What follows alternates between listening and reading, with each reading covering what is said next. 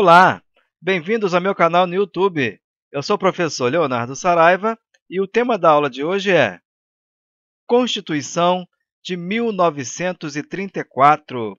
Mais um vídeo aqui do canal com a história das constituições brasileiras. Temos aqui a capa da Constituição, Constituição da República dos Estados Unidos do Brasil de 1934, Rio de Janeiro, ainda a capital do Brasil. Nessa época, 16 de julho de 1934. Temos aqui a foto, né, de uma figura importantíssima e bem conhecida por nós brasileiros, Getúlio Vargas. E o texto: a Constituição Brasileira de 1934 foi o quê? Promulgada em 16 de julho de 1934 pela Assembleia Nacional Constituinte e foi redigida para organizar um regime democrático que assegure à nação a unidade, a liberdade, a justiça e o bem-estar social e econômico, segundo o texto do próprio preâmbulo desta Constituição. Considerações importantes a fazer: a Revolução de 1930 extinguiu a República Velha, bem como a Constituição de 1891, e em seu lugar, tenentes e opositores das oligarquias cafeeiras tentavam construir uma nova república para o presidente eleito do Brasil em 1930. O paulista Júlio Prestes foi impedido de tomar posse, em seu lugar assumindo, em 3 de novembro de 1930, Getúlio Vargas. Getúlio Vargas, proprietário de terras gaúchas, nomeou interventores para vários estados.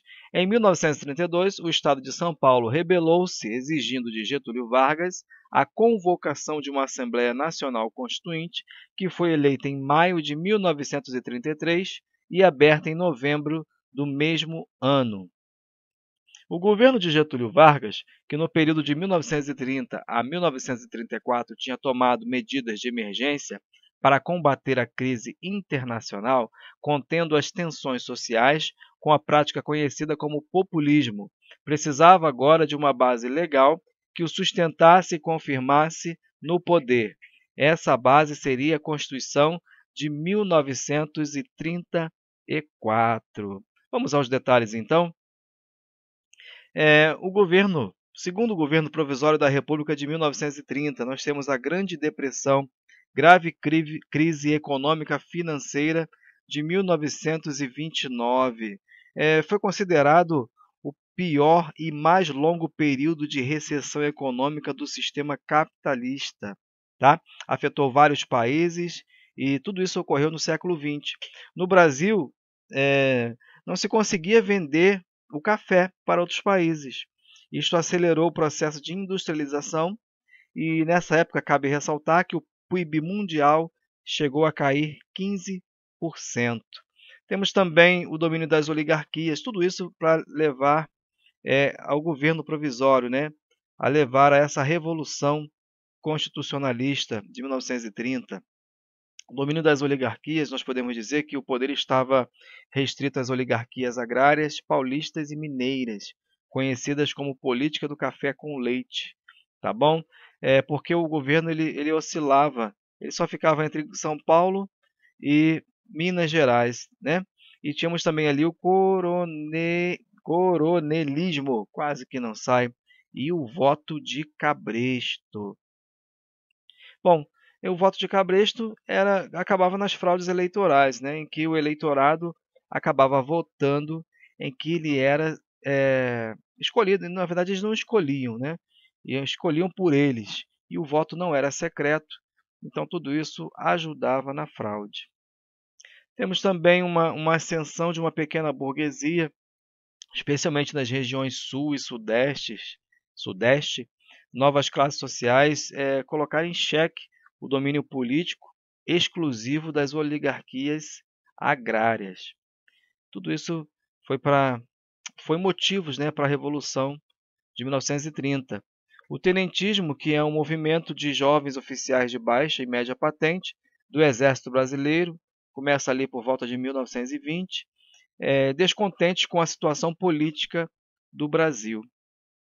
e a classe operária, né, o proletariado, agora insatisfeito ali por conta dos excessos, né, mas a escravidão moderna, pode-se dizer dessa forma.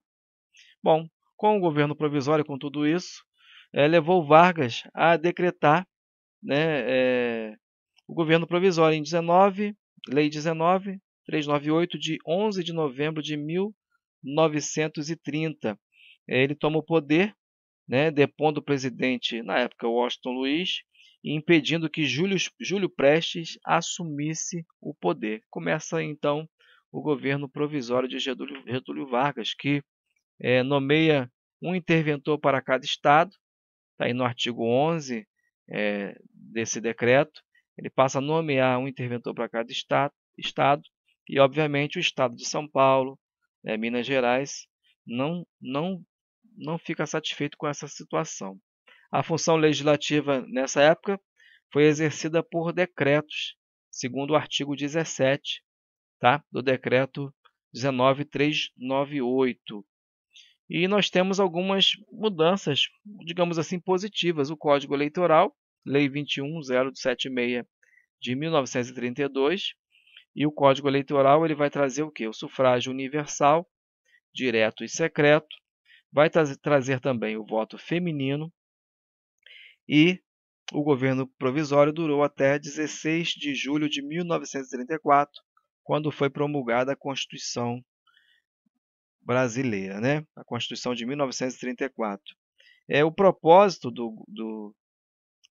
desse ato, do governo provisório, era instituir uma nova Constituição e acabar com o coronelismo e com a política das oligarquias, estabelecendo a democracia social. Tá bom? Então, nasce aí a Constituição de 1934.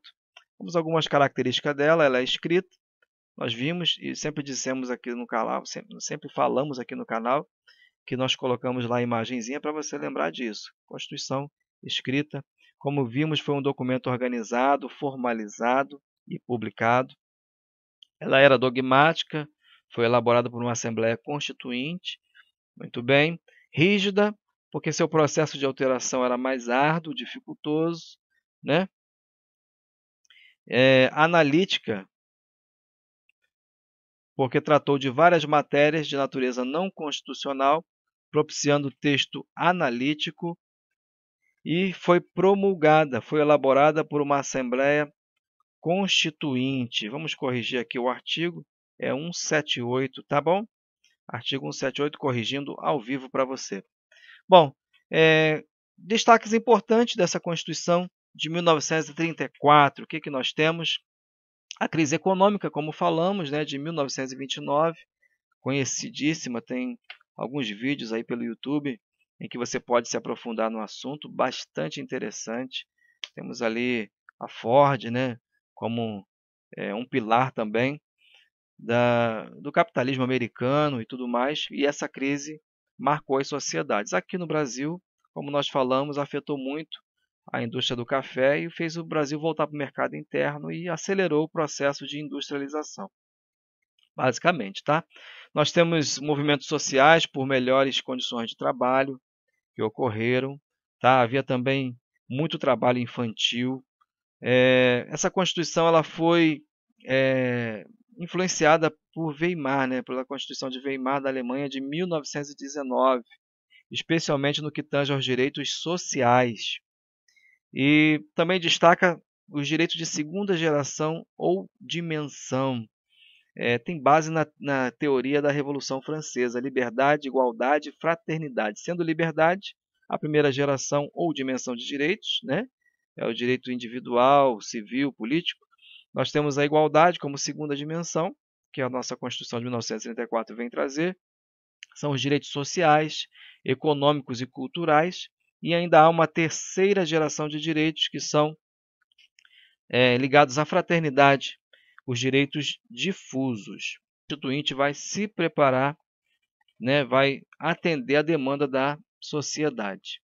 Bom, falando ainda do Estado Social de Direito, ou a democracia social, basicamente tem a missão de buscar a igualdade e, para atingir essa finalidade, o Estado deve intervir na ordem econômica e social para ajudar os menos favorecidos. A preocupação a preocupação maior se desloca na liberdade para a igualdade, não é isso? Nós temos também a influência do fascismo, principalmente na representação classista do parlamento, tá? E apenas voltando ali na democracia social, o que é a democracia social basicamente é uma ideologia política que apoia intervenções econômicas e sociais do Estado para promover a justiça social. Isso tudo dentro de um sistema capitalista. É uma política envolvendo Estado, de bem-estar social, sindicatos e regulação econômica, enfim, promovendo uma distribuição de renda mais igualitária, tá? E essa Constituição durou apenas 3 anos, 3 aninhos, foi a de duração mais curta da história das Constituições brasileiras, tá? Mas mesmo assim foi considerada progressista para a época essa nova Constituição. Por quê? Ela manteve o regime representativo e a República Federativa, tá? Ela manteve a República Federativa do Brasil, ali desde a Constituição de 1891, né, que trouxe a República Federativa, acabou com a monarquia, aquela coisa toda, e a Constituição vai manter essa República Federativa, a divisão em Estado e tudo mais. Manteve também a capital da República, Distrito Federal na época, com sede na cidade do Rio de Janeiro, tá? Manteve a inexistência de religião oficial, isso cai bastante em provas, tá? Nós vemos que o Estado ele tira uma religião oficial em 1824, com a Constituição de 1824. Em 1891, ele passa a não ter mais essa religião oficial, ele passa a ser leigo, laico, não confessional, e a Constituição de 1934 vai manter a inexistência de religião oficial. Passou a admitir o casamento religioso com efeitos civis.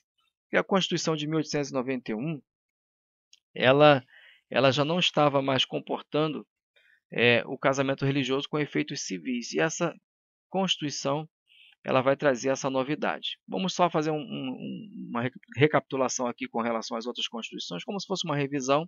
Em 1824, nós temos o casamento religioso, tá? Propriamente dito. E lá por meados de 1861, né, tem um marco que a história traz entre a separação entre igreja e Estado. E aí passa a se celebrar casamentos não católicos, tá? A religião, então, que traz a Constituição de 1824 era a religião católico-apostólico-romana, né? E em 1891 nós temos o casamento civil e a sua gratuidade. Nós temos o casamento civil e a sua gratuidade. E em 1934, então, o casamento perante ministro de qualquer confissão religiosa, desde que não contrarie a ordem pública ou os bons costumes. Facultou o ensino religioso nas escolas públicas e também destacou a previsão de Deus no preâmbulo. Essa Constituição destacou a previsão de Deus no preâmbulo, tá? E temos a novidade do mandado de segurança, artigo 113, número 33, e também temos a ação popular. Ação popular no artigo 113, número 38. Previu também a criação da Justiça do Trabalho. Muito bem, a Justiça do Trabalho importantíssima, tá? E também nacionalizou as riquezas do subsolo e quedas d'água no país. Tratando-se de riquezas do subsolo, nós temos o ouro, o diamante, o petróleo, minérios em geral, tá bom? Com relação ao mandado de segurança, voltando aqui nos slides, apenas para não passar despercebido, tá? No artigo 113, número 33, vai dizer que dar-se-á mandado de segurança para a defesa do direito, certo e incontestável, ameaçado ou violado por ato manifestamente inconstitucional ou ilegal de qualquer autoridade. Esse é o texto deste artigo. Com relação à ação popular, qualquer cidadão será parte legítima para pleitear a declaração de nulidade ou anulação dos atos lesivos do patrimônio da União, dos estados e dos municípios. Muito bem, seguindo novamente, com relação à Justiça do Trabalho, vamos fazer uma recapitulação. A gente já estava avançando, mas eu achei importante voltar, só para a gente ter uma ideia geral, tá? Porque quando vai se falar em preview a criação, e depois na nossa aula da Constituição de 1946, nós vamos ver a constitucionalização da Justiça do Trabalho. Então, vamos delimitar um pouquinho esse tema aqui para ser tratado mais à frente no vídeo da Constituição de 1946, tá? A Justiça do Trabalho em si, ela tem origem em 1923, tá? A partir da convocação do Conselho Nacional do Trabalho. E a partir daí passou a ter diversas transformações até que em 1941 se efetiva essa justiça. 1941, note que eu estou falando da Constituição de 1934. E o surgimento da CLT ele vem a ocorrer em 1943. Então, o que a Constituição de 1934 fez? Ela estabeleceu no seu artigo 122, tá? Mas, na verdade, essa justiça só foi regulamentada em 41. E essa Justiça do Trabalho aqui de 1934, ela era fora do âmbito do judiciário, tá bom? Apesar de prever a criação, ainda estava fora do âmbito do Ministério do Trabalho, da Justiça do Trabalho, fora do âmbito do judiciário, tá? O Ministério do Trabalho, o Ministério do Trabalho foi, apenas por curiosidade, tá? Foi criado em 1930, tá bom?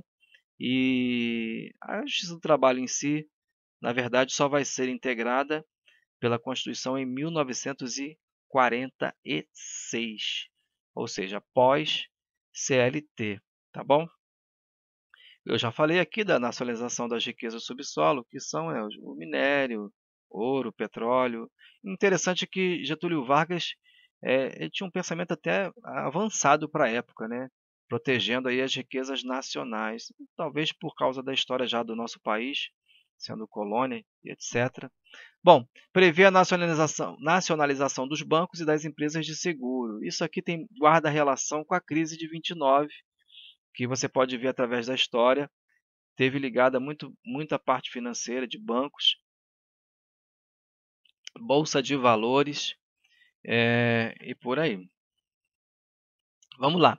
Determina que as empresas estrangeiras deverão ter pelo menos 2/3 de empregados brasileiros e reduz o prazo de aplicação de uso capião a 1/3 dos originais 30 anos, tá? Passou a ser de 10 anos. Permitia a organização de sindicatos e viabilizava uma melhor organização das massas trabalhadoras. Atendia os anseios da sociedade em si, né? Até hoje, muitos trabalhadores, os mais antigos, né? Eles falam muito bem de Getúlio Vargas, apesar de ter sido um ditador, como nós vamos ver no decorrer da história. No processo legislativo, no poder legislativo, a Constituição de 1934, o poder era exercido pela Câmara dos Deputados com a apenas colaboração do Senado Federal. A doutrina vai chamar isso de bicameralismo desigual ou unicameralismo imperfeito. Por que isso? Porque o Senado assiste a Câmara. A Câmara ela realmente exerce o poder legislativo e o Senado ali está como um cooperador, muito embora tenha sido mantido, né? A competência do Senado foi diminuída e se restringia às matérias vinculadas à estrutura federativa.